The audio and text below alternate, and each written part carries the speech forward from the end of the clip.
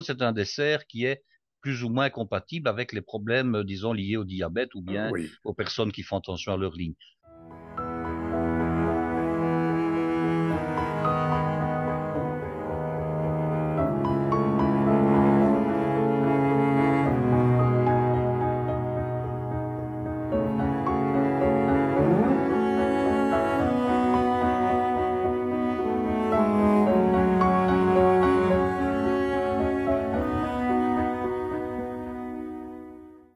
Chers amis, bonsoir Guy. Bonsoir Claude. Chers amis, nous sommes heureux une fois de plus de vous retrouver avec bonheur pour cet épisode avec une très belle assiette dont on parlera tout à l'heure, mais je crois que Guy a une information qui s'est produite il n'y a pas très longtemps et dont tu vas nous parler. Oh ben j'en ai plusieurs. En fait, ce sont des faits divers. Alors, Oui. nous sommes encore au mois d'août, nous sommes fin du mois d'août, et l'été se termine tout doucement. Donc, pour ce qui est du dessert d'aujourd'hui, c'est un dessert qui suit un peu la saison, puisqu'après les fruits rouges et les petits fruits comme les fraises, les framboises, les groseilles, les cerises même, arrivent les prunes. Hein. Bon, on a Mhm. passé les pêches déjà. Il y a Mhm. encore des pêches dans les commerces, mais enfin, pêche et nectarines commencent tout doucement à s'essouffler. Et on entre Absolument. en plein dans la saison des premiers fruits véritables d'automne, qui sont les prunes. Alors, je Parfait. reparlerai des prunes après, hein, Voilà. parce que dans les prunes, il y a énormément de choses. Il y a des prunes, il y a des reines claudes, il y a des mirabelles, il y a tout ça. Donc, ce sont des fruits qui sont vraiment des fruits de la deuxième partie de l'été, du début de l'automne. Et puis, ben, il y a les petits faits divers. Alors, tout à l'heure, premier fait divers, on se rend compte que l'été touche à sa fin. J'ai vu un spectacle où je me suis même arrêté pour faire des photos parce que c'était assez extraordinaire. J'étais sur une route qui passe, disons, au travers champs, une route importante cependant. Et je vois toute une série de grands oiseaux qui sont dans le champ. Et puis je me dis, mais qu'est-ce que c'est que ça? Et je me suis arrêté. J'ai même fait demi-tour en réalité. Et c'était des cigognes. Alors il Mhm. est connu que les cigognes, bon, ben, elles établissent comme ça toute une série de migrations. Hein, leur port d'attache l'hiver, c'est l'Afrique. Et puis ben, l'été, elles reviennent dans nos régions, en Europe, et elles remontent même plus haut, jusque dans les contrées des pays scandinaves. Et Eh puis, oui. ben, à un moment donné, elles sentent que l'heure est proche, qui va commencer à faire moins bon pour elles et elles reprennent le chemin du sud. Et alors, il y avait donc dans ce champ, j'ai compté 28 cigognes qui s'étaient arrêtées pour manger, pour souper. Elles prenaient le repas du soir aussi, hein, voilà. Et puis, elles vont sans doute repartir. Et c'est vrai que c'est un spectacle, je dirais, à cette échelle-là, que je n'avais jamais vu. Bon, parfois, on voyait bien un champ avec deux ou trois cigognes, c'était déjà pas mal. Mais là, j'en ai compté 28, c'était extraordinaire. Donc, ça signe bien la fin de l'été. Et puis, ben, la Et- fin de l'été, c'est également la fin du tourisme. Et comme je vous expliquais, Claude, tout à l'heure, un touriste français a sauvé la vie d'un touriste belge Ah, dans la ville de Bouillon, qui est une ville extrêmement touristique et qu'on connaît bien en France, puisqu'elle se trouve pas très loin de la frontière française, du côté de Sedan. Et Bouillon est connu pour être la localité dans laquelle l'empereur Napoléon III a passé sa première nuit après la défaite de Sedan, hein, lorsqu'il a pris, je dirais, la poudre d'escampette face, je dirais, à l'avancée des Prussiens. Donc, il est allé se réfugier à Bouillon. Il a dormi à l'hôtel de la Poste, au grand hôtel de la Poste de l'époque. Et alors, Bouillon a la particularité d'être une petite ville sur la Semois, qui a longtemps été un duché dont Louis XIV titrait certaines dames, hein, la duchesse de Bouillon, pour ceux qui connaissent un peu la noblesse, bon voilà. Mais c'est une ville qui est en Belgique pour autant, mhm.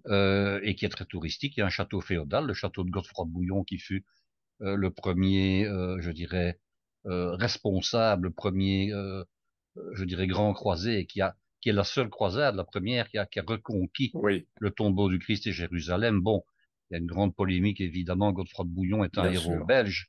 Oui. Hein, son épée est conservée à Jérusalem. Alors, quand on a fait une toute grande exposition sur l'histoire de la Belgique il y a quelques années, on a ramené de Jérusalem l'épée authentique de Godefroy de Bouillon, qui a bien sûr dû après coup retourner en Israël. Mais enfin bon, peu importe, j'ai quand même vu l'épée de Godefroy de Bouillon. Et alors, ce qui est paradoxal, c'est que je n'ai jamais visité le château de Godefroy de Bouillon, qui est pourtant un des grands châteaux, disons, du Moyen Âge en Belgique. Je ne l'ai jamais visité. Bref, donc c'est une ville très touristique où viennent régulièrement des amis français. Et alors, il y avait là, à une terrasse, un ancien policier qui s'était reconverti entre-temps dans la sécurité avec son épouse. Alors il a entendu des cris à l'intérieur du restaurant, il s'est précipité et il a vu qu'un père de famille était en train de mourir. Il était en train tout simplement, si je peux dire, de s'étouffer avec un morceau de viande, ce qui peut arriver, même pour des adultes finalement.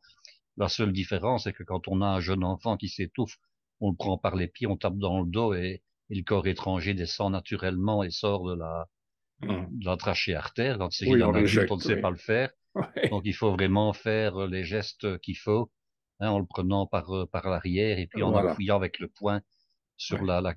l'estomac et en essayant avec des coups de faire sortir le corps étranger. Mais pour avoir moi-même en tant qu'enfant vécu au moins 2 fois ce problème d'avaler de travers, c'est impressionnant parce qu'on ne sait plus respirer, hein. Il faut reconnaître que Oui, on oui. se sent mourir et bon, j'étais petit heureusement, mais je m'en rappelle toujours.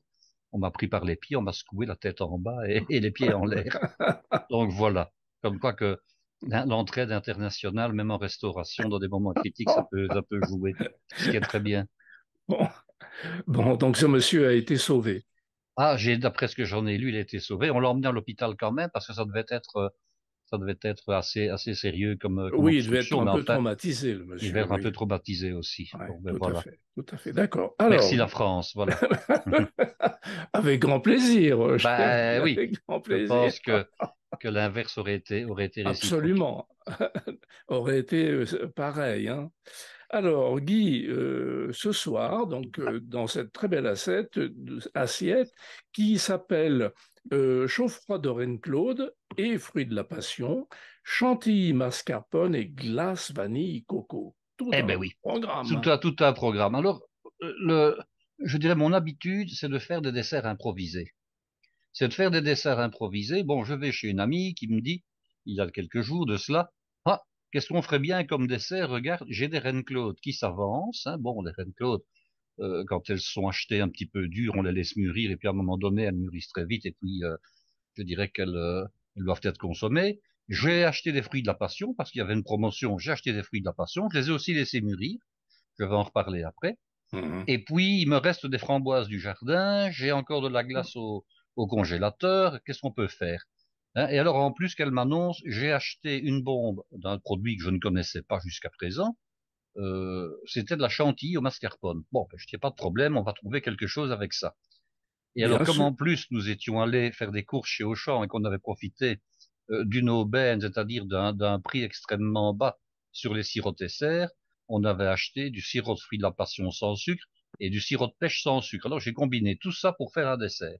Très bien. Alors, ben oui, ce n'est pas compliqué, mais avant ça, j'ai quand même vous parler un petit peu des prunes. Alors les prunes, ce sont donc vraiment le fruit de la fin de l'été, du début de l'automne. Il y a à peu près 400 variétés de prunes, hein. Donc il faut savoir que on regroupe sous le nom de prunes toutes les variétés de fruits à noyaux qu'on va qualifier autres que les cerises et les pêches, tout Mhm. simplement. Mhm. Alors, quand j'étais gosse, il y avait des arbres dans un verger et on appelait plutôt prunes les fruits qui étaient violacés et oblongs Oui, oui. et on appelait reine Claude les fruits qui étaient ronds. Mhm. Or, tout fait partie de la famille des prunus, donc des prunes. Et maintenant, dans les magasins, sont apparus depuis, je dirais, 25-30 ans, toute une série de prunes qui n'existaient pas. On attrape maintenant des prunes violettes, des prunes jaunes, des prunes oranges, qu'anciennement on aurait appelées des reines Claude, et qui sont maintenant cultivées dans des dimensions, sans doute à cause, enfin, sans doute grâce à des croisements, qui les font plus ressembler à des petites pêches que des prunes qu'on a connues anciennement. Mhm. Donc, c'est une question de marketing, c'est une question de commerce. Et d'après les courses que j'ai fait aujourd'hui, ce sont des prunes qui viennent très souvent d'Espagne, mais il y en a également bien sûr en France, il y en a également en Belgique. Et alors, on ne fait plus trop la distinction entre les prunes rondes et les reines Claude, c'est-à-dire que tout s'appelle des prunes maintenant. Bon, il y a Oui, encore parfois les reines Claude qui restent reines Claude, mais alors elles oui, désignent plutôt des prunes de plus petit calibre, donc des oui, prunes d'un calibre très très moyen. Et oui. alors là, il y en a toute une série de variétés. Il y a des reines Claude vertes, bien sûr, il y a des jaunes, mais alors il y a également des reines Claude rosées. Et chez nous, ici en Belgique, nous avions deux, trois variétés de reines Claude, je dirais rustiques et extrêmement populaires. Il y avait celles qu'on appelait les culs dorés. Alors, Ah, les culs dorés, c'était des reines Claude qui avaient la particularité de dorer, donc de devenir jaunes, donc elles étaient à la fois vertes et jaunes, et d'avoir le derrière qui était rebondi et doré.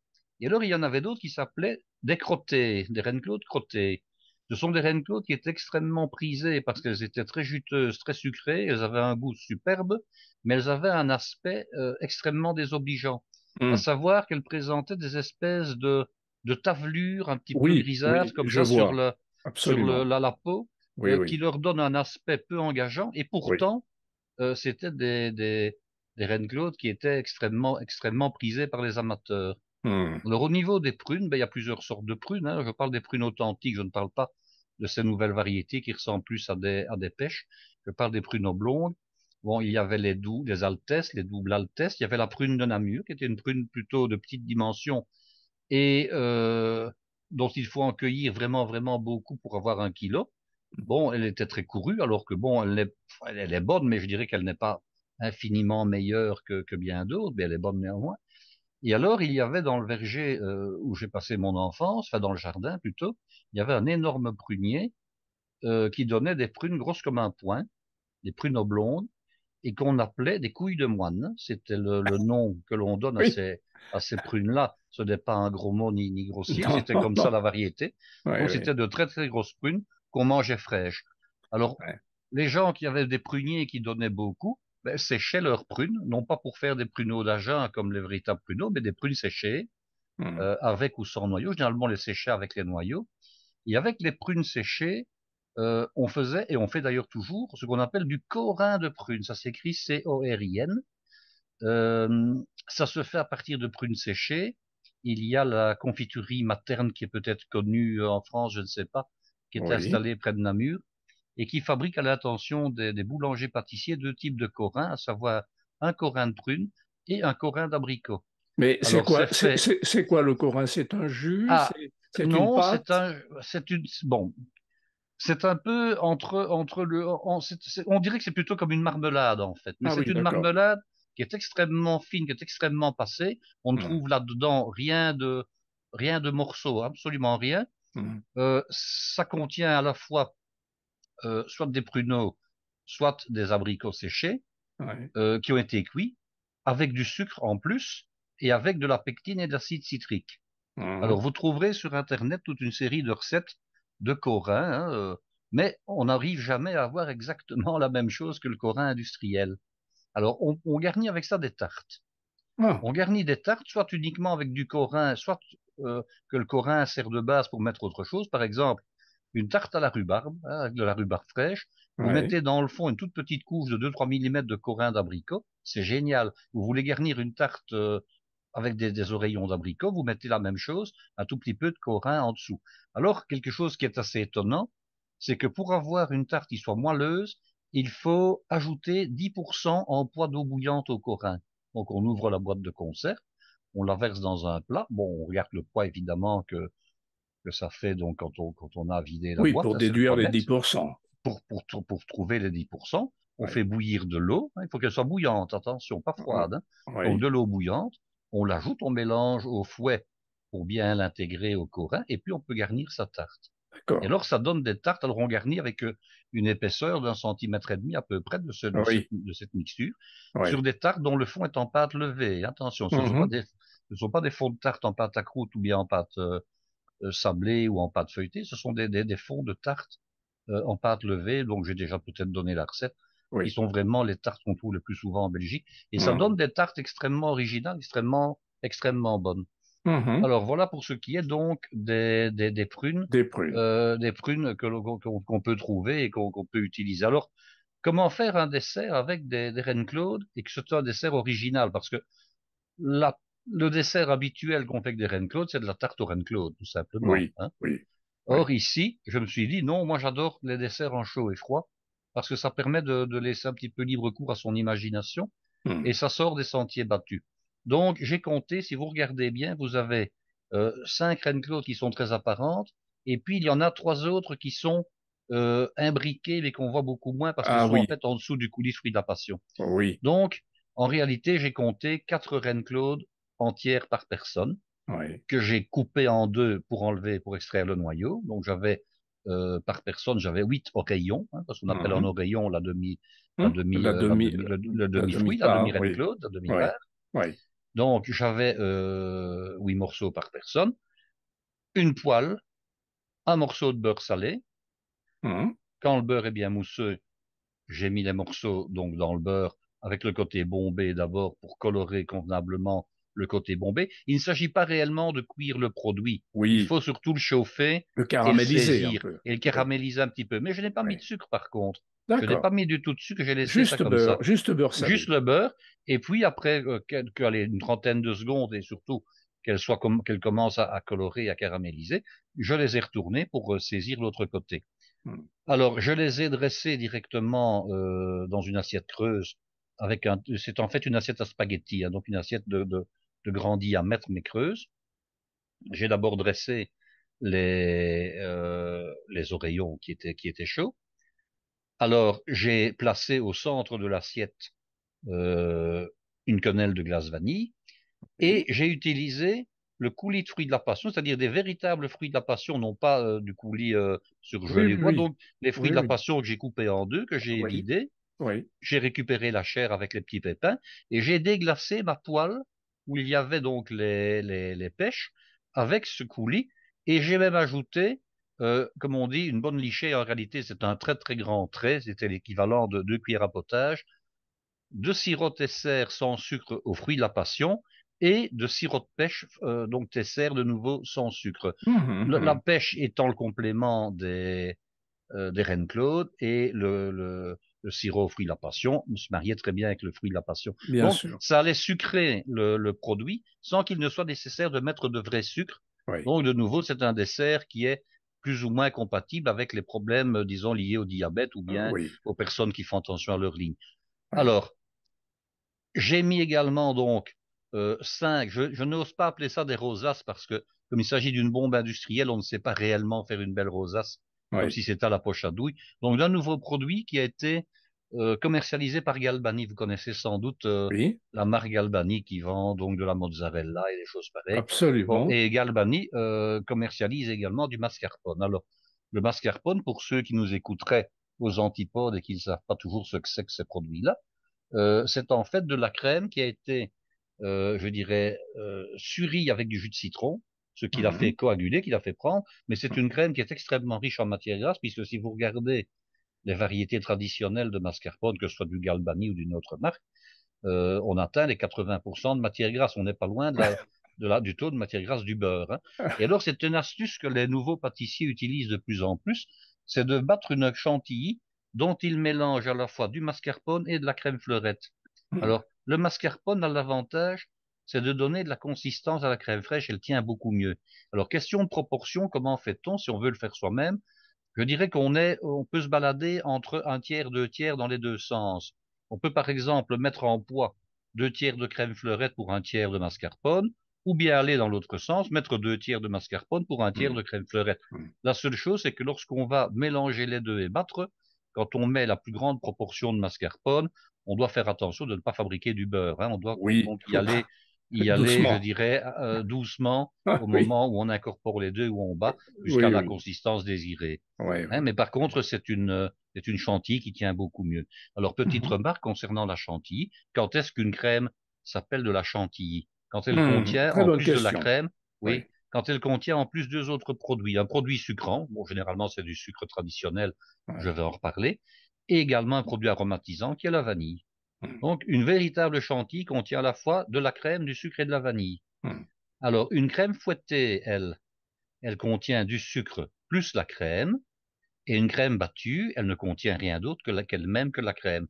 Ça, Oui. ce sont les dénominations classiques qu'on ne respecte plus trop maintenant, mais qui, quand j'étais encore élève à l'école, avaient tout un sens et il ne fallait pas employer l'un pour l'autre, hein. Mhm. Quand on Mhm. disait chantilly, c'était chantilly, sucré, vanillé. Quand on disait crème fouettée ou crème battue, il ne fallait pas se tromper. La crème fouettée, c'était sucré, mais la crème battue, quand Ah, on c'est ajoute par crème. exemple de la Ouais. crème battue dans une sauce poisson pour glacer par exemple un turbo, chantilly, on ne met pas de la crème avec du sucre, évidemment, donc il fallait Bien pas se sûr. tromper. Ouais, ouais. Alors, vous pouvez aussi mettre 50-50, moitié-moitié. Quelques petites règles quand on veut battre de la crème dans tous les cas, c'est d'avoir une crème qui est la plus froide possible. Oui. Pourquoi? Parce que le fait qu'elle soit froide fait qu'elle ne va pas tout de suite prendre en chantilly, en crème épaissie, hein, et qu'on a le temps d'incorporer suffisamment d'air dedans, ça c'est une chose. Et on va même jusqu'à placer les ustensiles, le fouet, le bol, Absolument, au le récipient. congélateur Oui, oui. pendant 10 minutes, un quart d'heure, Moi, histoire qu'il soit bien, bien froid. je Voilà. fais au cul de poule et je le mets au congèle avant Oui, de, voilà, ça peut se carrément, faire. oui. Bon, maintenant, Oui, si votre crème est vraiment très très froide et dans ce cas-ci votre oui, mascarpone en plus, oui, il n'y a pas oui, de problème. Alors, on oui. va parler un petit peu de quel sucre et de quelle quantité de sucre on met. Mhm. Lorsque je faisais mes études, on mettait encore 150 grammes de sucre au litre. Waouh! Bon, ben, ce qui est très bien, hein, Oui, ce qui était un bon résultat. Mais maintenant, on a quand même tendance à diminuer. On oui. pourrait se contenter de 125, voire même de 100 grammes Mhm, mhm, de sucre au litre ou au kilo, hein. Au mhm, litre de crème, ce serait encore largement suffisant.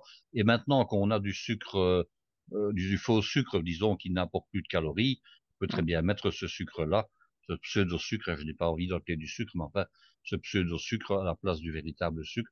Si on peut le remplacer, on n'hésite pas à le faire. Mhm. Donc, ici, j'ai pris donc le produit industriel qui est quand même très facile, faut le reconnaître, et j'ai mis donc cinq touches de chantilly au mascarpone. Mascarpone, oui, oui. J'avais des framboises sous la main, j'ai mis des framboises.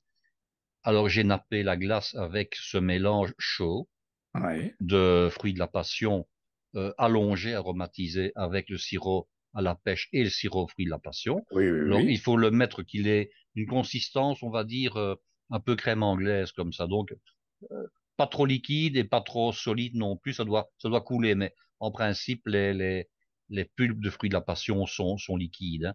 Mhm. Et puis alors, au-dessus de ça, j'ai remis du coco blanc, tout simplement, coco râpé séché, Oui, on qui se voit. trouve là au milieu de l'assiette. Oui, Et oui, alors, tout à fait. l'association, je dirais que je me suis surpris moi-même, finalement. L'association de tous ces produits-là est géniale. Vous avez quand même une certaine acidité avec le fruit de la passion qui vient contrebalancer la crème Mhm, glacée qui est au mhm, centre. mhm, Vous mhm. avez la reine Claude qui est chaude et qui n'est pas un fruit qu'on va consommer habituellement chaud dans cette association-ci. Absolument. Et je peux Oui. vous dire, sans forfanterie, que l'ensemble, ça marche très bien, c'est très Absolument. bon, Et puis c'était super. la fraîcheur de la chantilly mascarpone avec cette prune Oui, c'est chaude, ça ça. doit être très bien. Il y avait le contraste, Tout à effectivement, entre fait. la Ouais. chantilly qui sortait du réfrigérateur et Oui. la prune qui était chaude et qui était encore suffisamment chaude au Ouais, moment ouais, de la ouais, consommer. ouais. Donc voilà un dessert on prend plus de temps à l'expliquer qu'à le réaliser finalement, hein, parce Oui, que ça va très très absolument, vite. absolument. Le plus dur, c'est d'enlever les noyaux des reines Claude parce qu'ils étaient très attenants, hein, Ouais, mais c'était le plus dur, c'était ça, le plus long, on va dire, parce ouais. que la cuisson, elle dure 2, 3 minutes sur un feu vif, Hmm. et puis le dressage de l'assiette, bon, évidemment, je n'ai fait que 2 assiettes, c'était pas très long, mais si vous avez 8 ou 10 ou 12 assiettes à faire, vous vous faites donner un petit coup de main par quelqu'un, hein, Oui, absolument. Dis-moi, ce n'est alors pas un évidemment, problème. comme d'habitude, qu'est-ce que vous avez bu avec ça, avec Mais cette assiette? on aime bien, c'est prendre un verre de mousseux qui ne soit un mousseux D'accord. brut, hein, un mousseux sec. Bon, ça Oui, marche généralement très bien. Si on a vraiment les moyens, on peut boire du champagne. Maintenant, je ne conseillerais pas de vin de type des vins trop lourds et trop ah sucrés. non, non, il Bon, faut quelque ne chose pas de... boire de muscat, ne pas boire Oui, des oui, choses comme oui. Ben ça. non, J'ai, ça nuirait. non, ça nuirait. Puis, je suis plutôt pour une association vin-produit qui soit en dissonance plutôt qu'en assonance. Je m'explique. Oui, J'aime beaucoup, par exemple, avec certains fromages comme du Roquefort, et c'est un grand classique, boire un petit verre de Sauterne, par exemple, hein. absolument. Avec un Stilton, boire un Porto doux, Oui, un Porto vieux, mais un Porto doux, c'est aussi un grand classique.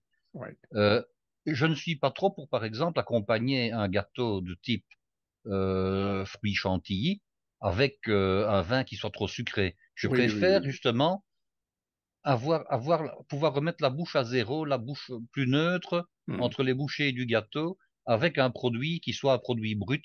Et il faut reconnaître que les mousseux et les champagnes bruts marchent très bien. Bon, même les cava ou les spumante, Hmm, si hmm. on veut ne pas boire du champagne, hein. Mais Oui, ce sont des vins qui marchent très très bien avec les desserts parce qu'ils vous remettent un peu la bouche à zéro oui, entre oui. les bouchées et ça c'est génial. Oh, quel beau dessert, hein, mesdames, messieurs. Vous allez vous jeter sur les reines Claude que vous allez trouver et vous allez réaliser ce dessert. En tout cas, moi, je vais le réaliser. Merci beaucoup, Guy, pour cette belle recette, une fois de plus, hein. Ben oui, maintenant on va attaquer les recettes d'automne évidemment puisque l'automne va arriver. Absolument, Et là, très, nous très. avons toute une série d'autres fruits secs. Nous avons les noix, les noisettes Oui, et oui. autres, les figues. les les dates, pommes, enfin, tous les oui, pommes, bien sûr, les pommes, les poires. les Donc, poires. tout ça va arriver et ça va être de nouveau génial pour faire des recettes. Absolument, nous avons de quoi faire. Merci Guy, à bientôt. À bientôt, Claude. Au revoir. Bye bye, au revoir chers amis.